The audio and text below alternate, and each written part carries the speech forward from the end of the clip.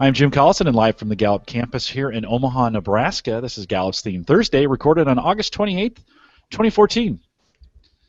Theme Thursday is a Gallup webcast series that dives deep into the CliftonStrengths Finder themes, one theme at a time, and today's theme is Includer. If you have questions, comments, or contributions during the webcast, we do have a live chat room available for you, and a very full chat room today. I want to thank you guys for coming out. Right below the main video window, love to have you log in if you can. That'd be great. Let us know who you are and where you're from. Appreciate that. If you're listening to the recorded version or you need custom strengths coaching solutions for small, medium, or large organizations, we do that as well. Contact us, coaching@gallup.com, and don't forget to visit the Gallup Strength Center. That's just gallupstrengthcenter.com for all your coaching resources and training needs, and you can also catch this video, both streaming and now downloadable audio for offline listening to past shows over at coaching.gallup.com. If you'd like to live tweet with us during the webcast, actually, this is best to be used during the week if you want to use our hashtag. It's just hashtag CSFchat, great way to highlight your tweet so other strengths enthusiasts can pick it up. Again, hashtag CSFchat. Make sure you follow at StrengthsFinder. We just crossed over 4,000 followers this week on Twitter, and so I want to thank you if you're following us. At StrengthsFinder will get you there. Kurt Liesfeld is our host today. Kurt works as an advanced learning and development consultant with Gallup here on the riverfront, but he's all over the world, it seems like, these days. Kurt, welcome to Theme Thursday.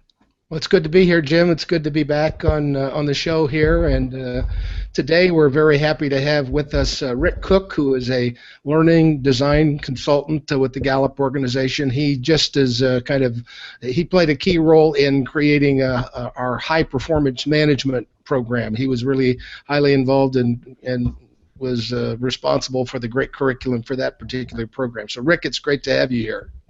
Well, thank you very much, Kurt and Jim. I've watched many of these Theme Thursdays, so I'm excited to be part of the program. So, thank you.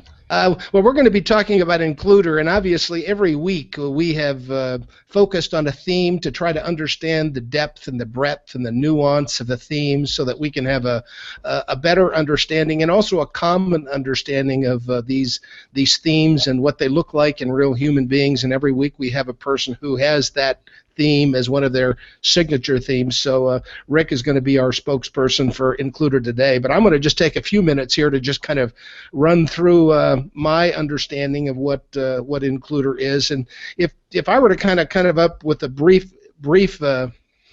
definition of Includer, it would be this. I think people who possess the Includer theme they quickly notice exclusion that can hurt people or hinder performance, and they seek to facilitate their involvement. And in other words, they're kind of aware of barriers or boundaries to belonging. They really try to bring people in. And obviously this is a relationship theme. I often talk about Includer as being social awareness. It's people who sense. There's a kind of a sense of intuition about someone being left out. And so some words that I think relate to this Includer theme, a key one is involvement. I think Includers expand involvement. They get broader involvement, and that involvement is really not just for the benefit of those who are outside who need to be involved. It's really, I think Includers really understand that when we bring outsiders, insiders, that can have a positive impact on the insiders as well. It's not just for the benefit of the outsiders, it's for the benefit of all of us. We're all better when all of us are kind of working together. I think another word is invite. These people are kind of welcoming, invitational people who are always inviting people. Come in.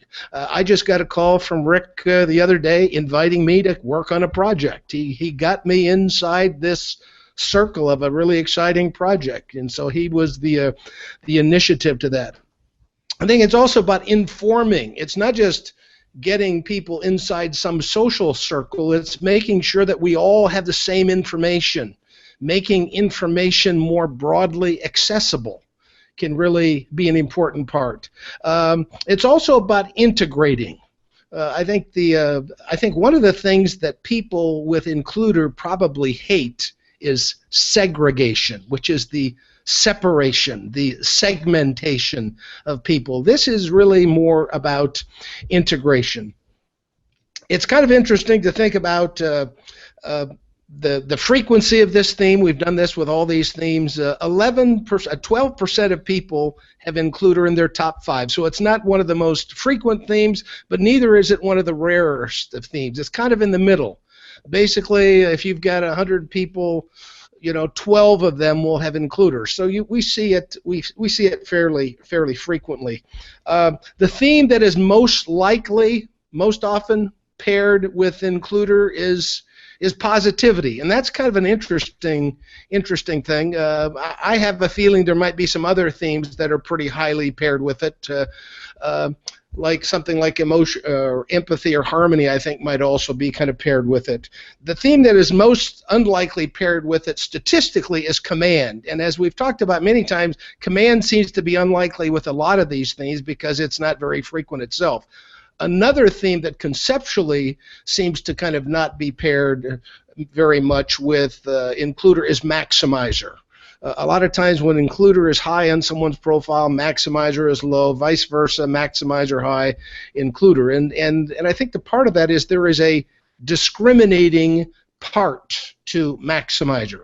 It's kind of sorting between the best and the rest, and so there is an exclusion. There's a selectivity that goes along with that.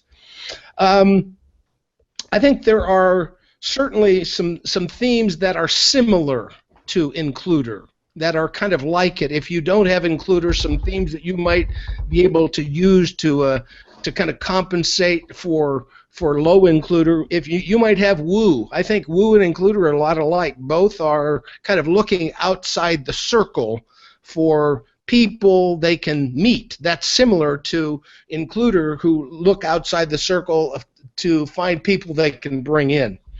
As I mentioned, I think empathy is similar to includer in that it's aware of other people. There's others awareness. It's more of an emotional awareness. I have a feeling many times if you find people that have includer, they'll also have empathy. So they have this both social emotional awareness that kind of works together. And I think another theme is connectedness. I think includer and connectedness has some overlap, some things that they have in common. I think what all of these themes have in common is they are open. I think there is an openness about this theme, and sometimes I talk about these continuums, open and closed. Includer is on the open side. They want everybody they want there to be access, they want there to be openness. And another theme that I think really could also intensify and enhance includer, or be a substitute for includer as you need it, would be ideation. Ideation is about thinking outside the box. And I think people with includer are interested in involving those outside the circle. So there's something that those two things, an openness, one is more of an openness of mind, the other is more of an openness, a social openness, but sometimes I think we can use one thing to kind of help compensate for another. So that's a little bit of kind of opening to includer here, and so now we want to kind of get Rick in here and involve him and invite him and include him in the conversation here. He's been excluded for the first 7 or 8 minutes here. So Rick, tell me a little bit about how includer has contributed to your success professionally. First of all, how has that helped? Yeah, I think for me, working on a lot of different projects, as a learning design consultant and developing curriculum, a lot of times you're working with either subject matter experts like yourself or those those around you that are going to provide some insights into how to create that curriculum, because some of the times we may not always be the experts in what we're building. So I think for me, where it's been very successful is ensuring that I kind of involve the right people kind of at the right time and for the right reason. So you kind of go out, you identify who those subject matter experts are that are going to kind of help you build some credibility and some strength around what those components are that you're creating in the material. But then ensuring that not only one, you're verifying and making sure that the data is correct and what you've got in that is the way you want it, but also kind of getting their feedback, and at the same time you almost kind of get their buy-in. So it's like you get them involved early on, kind of like what we were talking about earlier. with that project that we're starting to work on now is to I obviously then connect with you to bring you in so that you feel like part of it you're involved in where we're going with it, so that as we start to move further down the project pace, you're going to be more apt to kind of step in and want to help out and feel like you're being part of that development process, so that then when we get to the delivery point, you felt like you're part of it. You know it, you own it a little bit, and you get a little bit more power behind it and feel more comfortable in delivering what the content is that we're creating. So, being a project manager in that same sense, it's making sure you're getting those right people involved at the right time. Yeah, I really like that. I mean, that's to me is a really highly developed includer that says the right person at the right time for the right reason. It doesn't mean that everybody is always involved all the time. Right. There's a kind of a over time everybody's involved, but it's kind of one time that this person and for this reason. There is a discriminating kind of nature. Yeah, it's kind of an intentional including, right? So it's thinking through, because part of that I think, and maybe we'll get into that, but it's also balancing what the other themes that I have to kind of manage that, because of course sometimes you can, when you're on some tight timelines, it's hard to always include people, and you can't always include everyone. So I think it's balancing that to know, okay, so knowing the timelines we're on and what we have to get done, it's, again, getting those right people in at the right time for the right reason. And if you can't, you try and reach back at some later point. But my focus will also help me kind of stay on track and make sure that I'm getting things done in the right timelines. What do you think is the effect when there is too little includer in a situation or a project? What do you think the effect of that is? I think you miss out on a lot of valuable contribution. I think you kind of miss out on some of those, what may be some really important aha moments. For me, to think about as you go and build that curriculum, to say, wow, it would have been great to know that early on, or to be able to have that information in that design and building phase, so that when you get to the point of actually delivering it, you felt like you've looked at all the options. You've looked at a lot of different ways to view the curriculum and how you're going to create these experiences for people. But if you don't get enough people, I think, involved, I think you miss out on those, and you kind of end up almost with kind of this your own filters, then start to decide how you should create the curriculum, and it may not always be right. Yeah, no. How about, what do you think the effect of is if there's too much includer? It's hard then to meet your timelines and keep things moving forward, because everyone has input, and we see it even all the time as we start to develop, even with high performance management and all of that. We tried to include as many people as possible, and we got a lot of great feedback. Along the design process when we were in development, and even after we started rolling it out and delivering it. And so you've got to find where that balance is of getting too much input and including everyone, and then them feeling like, hey, if I'm going to give you this information, I want you to include it, right? It should be part of, some of that curriculum, or however we change or modify the program accordingly. And you can't always do that, right? I mean, because you'll always be constantly changing and updating and maneuvering. And so for me, I think it's then knowing where those boundaries are to say, hey, I really appreciate, and sometimes I need help. Sometimes it's someone coming in and saying, hey, let's just get this person's input, let's see how it goes, we'll hang on to that, and then see if this is something we want to incorporate at a later time. Rather than my first reaction is to always to get that feedback. Yeah. So it's a little bit about efficiency. It might get in the way of efficiency, the speed. We don't have time. I mean, when I hear you talk about includer, I think my first impression about includer was that it was primarily interested in how it was about the feeling of exclusion of the outsider. But to some degree, I think when I hear you talk about it, you value the contribution of the outsider. Oh yeah, absolutely. I think you get different points of view, right? I mean, you have different ways of looking at things, and I think they give you those different perspectives. Obviously, my filters are biasing the way I look at things, and my experiences growing up and all of that, where I think everyone else then has that opportunity to bring in those viewpoints.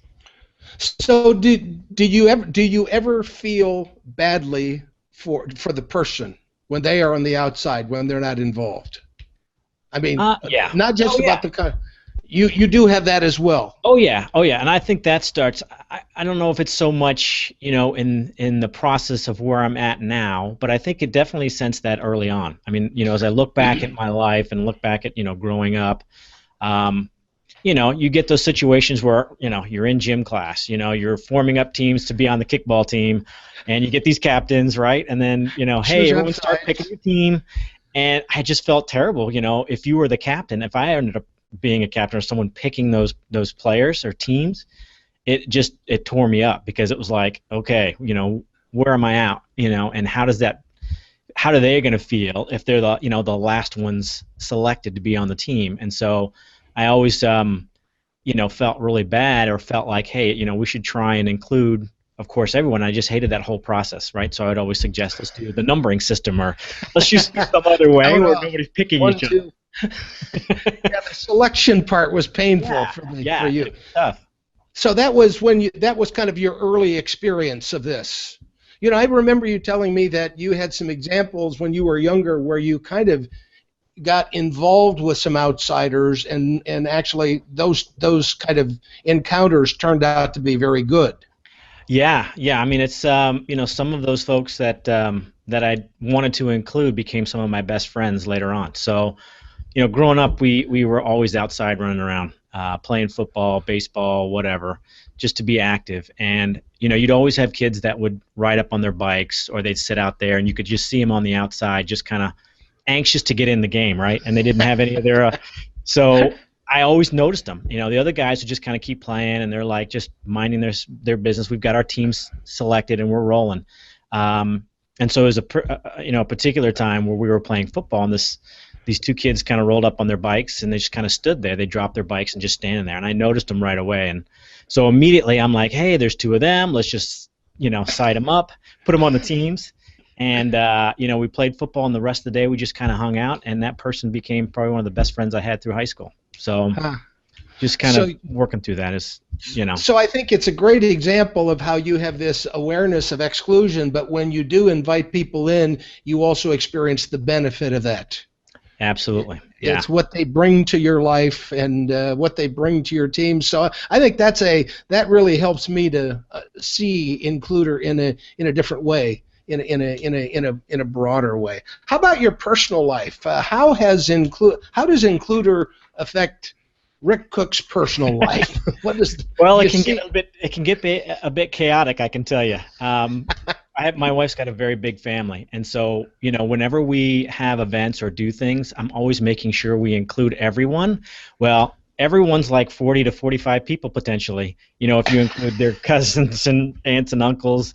And so let's just say there aren't any small events at our house when we do barbecues or whatever. They may turn out to be something simple. There'll be a lot of times my wife will go, hey, let's just have a barbecue. We'll kind of hang out back.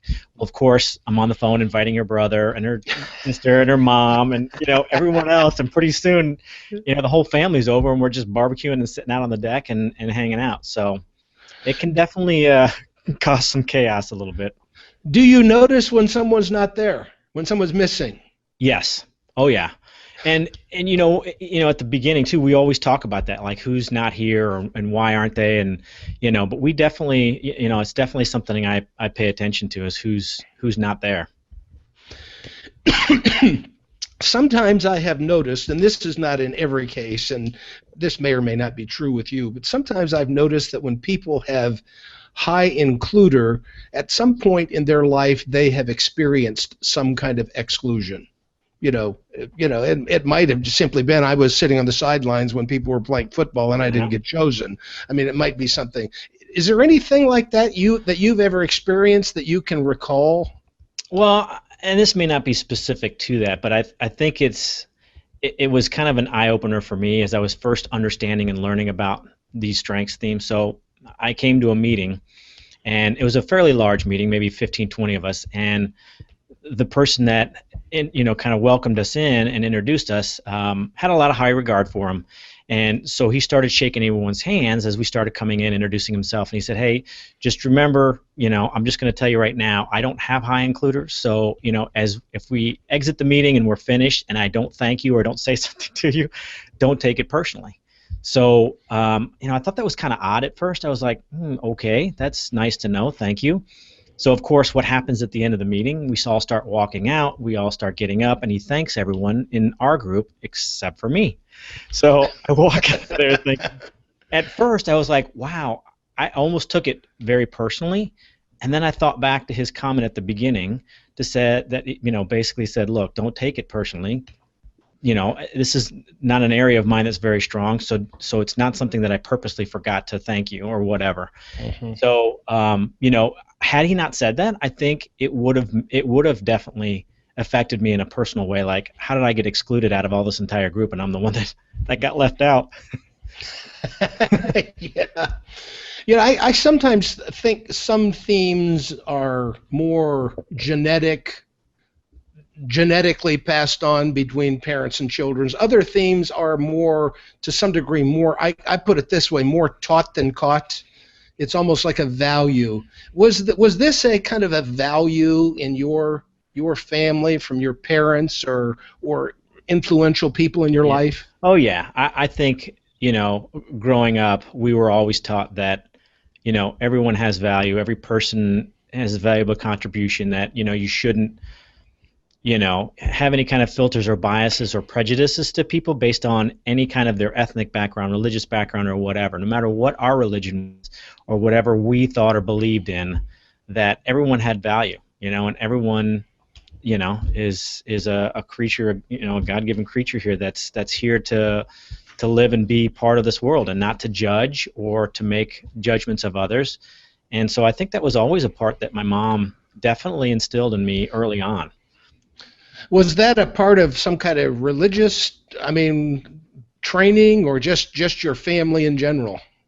I don't know. It can maybe be a part of both. It might have been a little bit of our religious background as well as our own kind of beliefs and morals. And then, thinking about, again, as growing up as a kid, I just had a lot of diverse friends. From all different kinds of backgrounds and faiths and, different parts of the world and ethnic backgrounds. So what really kind of started to, I guess, when I started to get into high school, you start to get those cliques, right? People that kind of hang out with each other, and you got the football group, you got the baseball group, you got all these different kind of cliques going on, and that just always bothered me. And so I never really became someone that was part of any one particular group or clique. So I always tried to just make sure that I was spending time or hanging out with people, and it didn't matter who or what group they were part of. It was just part of what I wanted to do, and I didn't really like it. One of the things that I think that includers bring to the environments they inhabit is, I call it high acceptance of people. There's an acceptance and a tolerance, and I think when that high acceptance is paired with high expectations for performance, there's something very, very powerful about that combination. High acceptance of people, high expectations for performance. Where does which of your other themes kind of bring that performance expectation to your profile? Yeah, so I think one of the big probably helpers in that whole performance component is probably my focus theme. Yeah, so, that's what I was wondering. Yeah, I think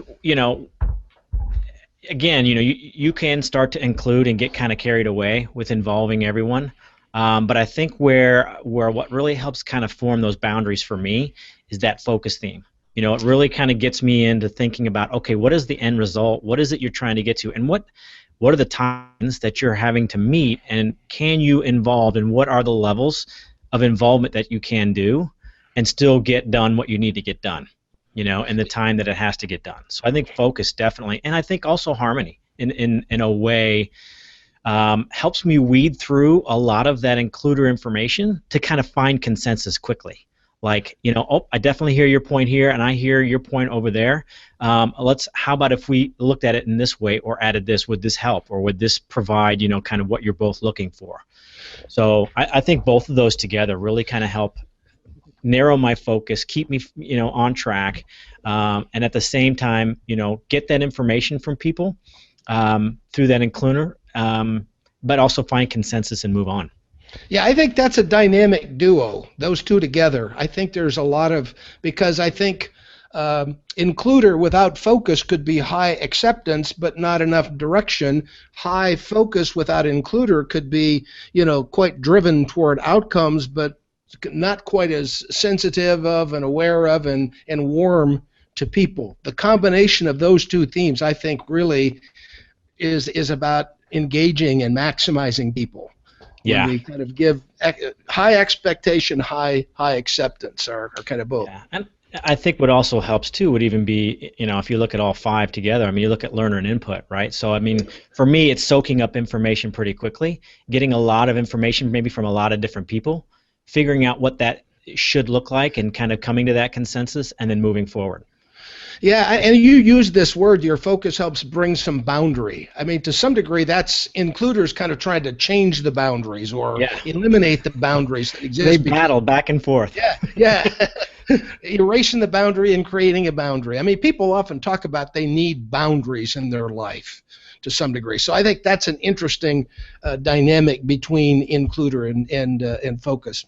Jim, we have some questions from the chat room. We do indeed, and I'm going to take them a little bit out of order, but you had mentioned taught versus caught, Kurt, in that. And so Maureen asked this question. She said, can it really be taught? If empathy is 34 for me, can I learn it, or can I get just a little bit better at it? I don't know if all themes. I just think some themes are more kind of related to values, maybe themes like belief or responsibility or includer. And this is just my theory, so this is certainly open to discussion here. But I think some more than others, and empathy seems to be a bit more almost. I mean, when it's inherent, when it's emotional, it's different than a value. So that's how I would respond to that. So, but again, this is just my observations and theories to some degree, as I've seen a lot of these. And I don't know, Kurt, you can maybe respond to this, but I think part of that too, for me, I have empathy pretty low, which kind of surprised me. Yeah. But I think where I tend to try and manage through that, and for some reason, obviously I'm like, I thought I had some empathy or a lot of empathy, but what I'm thinking might be part of that is, both of how you described includer, kind of that inclusiveness and feeling when people are left out, and also harmony. So looking at my other themes to kind of help manage through those pieces to figure out, I may not have empathy, but I might be able to use some of these other themes to kind of help me tap into what other people are feeling and how things are going and all of that. Yeah, absolutely. I think includer is a social awareness and sensitivity, whereas empathy is an emotional awareness and sensitivity. If you add harmony to includer, there's some emotion that's a part of harmony, managing the emotions, and I think you're absolutely right. That's a great point. Well, and that's the real debate too, isn't it? Are we actually improving a theme, or are we taking other themes, combining them, and mimicking one we might be low at? And I think that's where it's really debatable. How do you really know? I mean, there's no checklist, right? There's no printout. There's no stats that tell us that, and so we can argue back and forth between it. Sure. But I think shedding a light on it, right? If it is 34 and you need to use it, it's probably one of those areas where you need to shed some light on it. And a good strategy is, what else can I use that's higher? What am I better at to mimic maybe that theme? Kurt, you mentioned early in the show here about open and closed themes, and can you can you shed a little light on that, on how you see that? Well, I think it's just the way that I kind of organize themes in my head, and some other continuums might be slow and fast. Sometimes I use the illustration when I talk about open and closed is I live in Nebraska. Sometimes it's good if the window is open. Sometimes it's good if it's closed. So I'm not putting value judgments on either end of the spectrum here. It's sometimes we need to be more open. Sometimes we need to be closed. When it's 30 below outside, I don't have my window open. When it's 78 degrees, I might have my window open. It kind of depends. And so I think, for example, I think Rick's got a lot of open themes. He's got learner. I think about learner as kind of an open mind. But focus is a bit more closed. You remember he was talking about how kind of created some boundaries. It limits. I'm focusing my attention on this and not on that. I'm open to this, but I'm closed to that. It's a goal orientation. It's not everything, and so it's just a way to kind of think about other open themes like ideation. I think is an open theme. Woo would be open. Relator is a bit more closed. I'm not going to relate to everybody. I'm going to relate to some people. It's a bit more selective. I think maximizer is more of a closed thing. It's sorting between, good and great, and I'm going to orient myself to great here. So it's just a way that I kind of try to put themes on a continuum to kind of understand their relationship to each other, how they might fit together, how there might be tension between some themes. Okay, Carol asked early in the program. She's asked, "I'd like to know how you see includer in young children. What tendencies do they have?" Well, I think Rick's story about the Sandlot football game, and we have two kids on the sideline that nobody else noticed but him. I think these are people who have an awareness of people who are on the outside looking in. They see it quicker, and they do something about it. I mean, he was the person who took the initiative. Hey, there's two guys. Let's invite them in.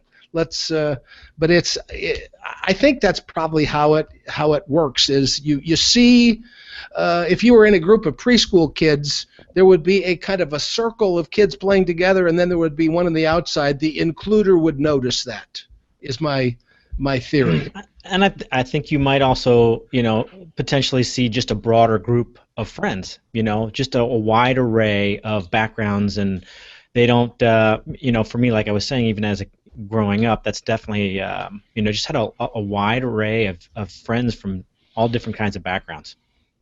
Yeah, and I think sometimes includer is developed like it was in Rick's case, where it was almost part of a value that his family had, and he was kind of taught that and exposed to that. I think another time, I do think there are people who develop includer out of an experience of exclusion.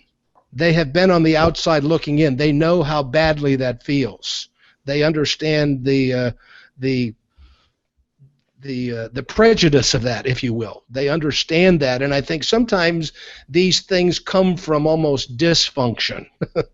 Sometimes it comes from function, but sometimes, and obviously, I think that's true with all themes, not just includer. I mean, I've heard of people who sometimes a guy who had a lot of communication. The reason he talked as much, he's lived in a family where nobody talked.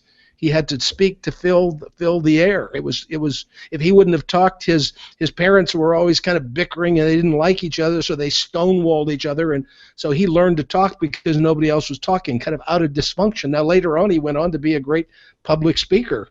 So even when something has its roots in dysfunction, it can be used in a productive and healthy way. Jess asks this question. She says, curious as to how includer and harmony work together. Rick, this is focused towards you. Create tension with you, those two? Yeah, I would say both and, right? I mean, I think it definitely can create some tension in, wanting to include everyone. And not hurting everyone's feelings if you can't do anything about it, right? So, I mean, if they're going to get input or you're going to involve people in things, my theory is always, well, make it be for a reason, and let's make sure we can try and do something with whatever it is that they provide and the input they have. And so where I think it rubs for me and where the difficulty comes in, when you appreciate that and value that contribution, but then sometimes you really can't do a lot with that information, right? So it's hard for me to kind of tell them, hey, thanks, but we've got to move on. We don't have enough time to include all of the things that you've got here, and so it's tough for me to balance those two. That's the difficult side of it. Where I think it's a benefit is that I think I'm good at, with that includer and harmony, again, like I was saying before, is to find consensus. I look through and I can kind of pick out a lot of the feedback or the thoughts, or when I include people, it helps me kind of find that common ground to say, I might not be able to do everything, and provide all of that stuff that you've used as feedback, but I'm able to find, typically some kind of common ground that gets pretty close to where everybody wants to and feels like they were still a part of it. that that their opinions count. Yeah, it's a collaborative theme.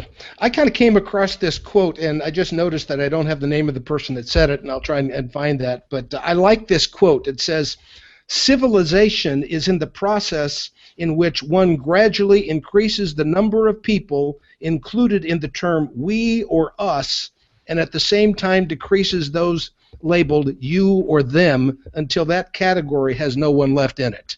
We're all we and us. There's no more you and them." I think an includer might have said that. They have that kind of perspective. You like that quote? Yeah, I love it. So see, you got to find out who it is. Okay, I so will. My input wants to know, right? Yeah, absolutely, absolutely. And my lack of discipline does not have it, so I apologize for that. But yeah, I will get it. It's perfect. I mean, that's exactly kind of the whole we and us are all in this together, right? That we've got to figure out how to make this work, and for us to all kind of work together and survive. And so I think everyone, again, has a valuable contribution and has some valuable input. And so, it's important to move away from the you and them kind of thing and back to the we and us. Yeah, that's resonate with you. I can tell that. Yeah. And you explain it in a way that makes it clear. So that is I think people with Includer have a unique perspective, a unique social perspective that they bring to the world, they bring to their communities, they bring to their and so for those of you who have it, I hope that you're using it to do just that. Kristen asks this question. She says, how does Includer and Relator work together or against one another if shared dominant themes? Kurt, we'll start with you on that one. Includer and Relator. I think I wrote one of my theme pairs here. I'll see what it sounds like here, and that might help. Socially inclusive, I see outsiders and welcome them into my circle. Socially selective, I invite friends into my hearts. So I think it would be the combination of an outer circle, inner circle. Includers would invite everybody into their outer circle, but if they have Relator, they probably also have an inner circle that's a bit more exclusive. So I don't know, is Relator high for you, Rick? I don't think it's in my top 10. It's not in my top 10, but I would say I would agree with that a lot. And basically the way I think of that is, again, that outer circle, and I have probably fewer number of friends than I do a broader set of friends that I hang out with or that I spend time with. So, a lot of it is related to family, because when you've got, as big of a family as we do here, you don't have a whole lot of time for anything else. Yeah, absolutely. But, I value those tighter relationships than I do kind of the woo aspect of it. So woo is very low for me as well. And so I think that's where I see kind of those two, kind of melding together. Is it helps me maybe think through, and I don't want to say filter, but it helps me decide who I want to spend that time with, right? To bring into that Relator circle, because I have from that broad and diverse group. Again, everyone has the valuable contributions. Everyone, I love to kind of hear their thoughts, but then I start to think about, okay, so who are those individuals that I connect with, that I can relate to pretty quickly? And those are the people I bring kind of that inner circle, that become part of that Relator circle that says, these are the people that I really like to spend a lot of time with because they have similar values, similar morals, similar, those types of things that kind of connect with me. Yeah, so the outer circle, inner circle might be one way to kind of think about how those two work together. Connie asked this question. She said, do includers get frustrated trying to make everyone happy? Is that an issue? Wow, I would say if you have harmony in your top 5 like I do, I would say yes, it definitely is very difficult trying to make sure that everyone feels, that they've had that opportunity to contribute and they've been listened to, and we do something with it. So I always battle with that, and that's why people, sometimes I have great accountability partners or complementary partnerships that make sure they're like, okay, this is great input, but I can take it from here, or don't feel like we've got to do something with everything that you're getting so far. So it's definitely a battle for me to try and manage those. Well, I think the fact that includer and positivity are most likely paired together I mean, it can see why those two things together, including people and helping people feel better, are kind of two instinctive. I'll see if what I wrote here for positivity and includer, if it makes any sense. I love to throw parties, and the best parties are those where all invited attend. When someone is missing, I miss some fun. So to some degree, but I do think that I think making people happy is a bit more about emotion. I think I think you can have high includer and it can be social. Like you have lower empathy. Yeah. It's not so much as much about how people feel. It's just the social dynamic and the implications of exclusive social dynamics. And what I've heard you say is the biggest problem with that is the product that we come up with is not as good. Right. Because we have not involved enough people. And I think there is a performance orientation to includer that I think sometimes people miss, but I think you really, clarified really well today. Yeah, I think it's a good point. I think, just looking at includer by itself, I think it is, for me, it's about making sure we get all that right kind of input. We kind of get all the information and all the things that we need to include all the right people. And then balance that. So yeah, I'm going to steal that. The right people at the right time for the right reasons. I'll put your name behind it. You can put that quote out there. Rick, you're a good partner for me in a lot of ways. I've gotten to know you over the last 6 months or a year, but you really, I'm move forward, and not necessarily always thinking about. I love to use people, but I'm not always thinking about making sure everybody's included in what we're doing and stuff. And so we've been partnering on. It's been fun to bring you in because I'm new to the learning and development side. I have not done that in my time here at Gallup, and so it's been fun to talk with you about those things and share these. Bring you into the learning studio and talk about these things. And so for me, I'm going to continue to use your includer on this as we think about people. Does includer for you, a kind of last question, does it include processes as well? In other words, when people are submitting things in, you're working this from a learning standpoint, and our kits and the stuff that we put together, there's a ton of different information coming in from all different sources. Is the stuff people submit as important as their what they want to include in from a personality standpoint? Does that make sense? Is their stuff as important as them themselves? Oh yeah, because I think part of that is figuring out what stuff should be included, right? So, and maybe this goes to part of the learner and input side as well. It's hard to overwhelm me with information. I feel very comfortable in taking a lot of information and trying to make a story or some sense out of it, but I don't feel I have the full story, like I have all the chapters, until I have all the information, right? Until I'm including all that stuff that people want to include and want to share and what they send me, and then it's like putting the puzzle together, right? So you're figuring out where all these pieces and parts fit, and if a piece or a part doesn't fit, you got to push it aside and say, okay, this one just doesn't feel right, this one, but again, if I don't have all of that information, or I feel like something's been left out, then I feel like I'm missing a chapter in a book. Something just isn't, it may feel like it's all fit there, but there's something in the back of my mind or something that will gnaw at me that kind of says, you could, and maybe this is part of the maximizer, but it's, it could be better. You could be getting more information or making sure you have the complete story before you create your own story. All right, very good. Well, we do have a hard stop today at 1:45 Eastern Time. Kurt, anything else you want to throw in as we wrap this up? No, I'm just thankful for Rick for shedding some light on the includer. My picture of this is expanded, and so that's I really appreciate your willingness to be a part of this, and thanks for all the people over the years that you've included and how you have used that to enrich experiences and build community and create better products, because that's truly at the core of the value that it brings. So, thank you. Thank you, Kurt. Appreciate it. It was great being on the show today, so had a great time. Thank you. Rick, good. It was great having you. You guys always teach me a lot every time I come. These are as good for me, I think, as they are for the folks that are listening. I learn something new every time. If we didn't get to your question today during the program, it's okay. Head out to our Facebook page, and we do have a very thriving, almost 3,000 out there now in the Facebook group. And we'd love to answer. If you post a question, it's probably going to get answered. So head out to the Facebook group. The links to everything you need is out at the coaching website. You don't have to be a coach to go out to the coaching website. Just go to coaching.gallup.com, and everything is out there. If you have questions, you can send us an email, coaching@gallup.com. And then, of course, don't forget to visit the Gallup Strengths Center. There was a question in there about how do I get my all 34, and those are available if you've taken the assessment and you've gotten your top 5. You can unlock all 34 out at the Strengths Center. Just go out to gallupstrengthscenter.com.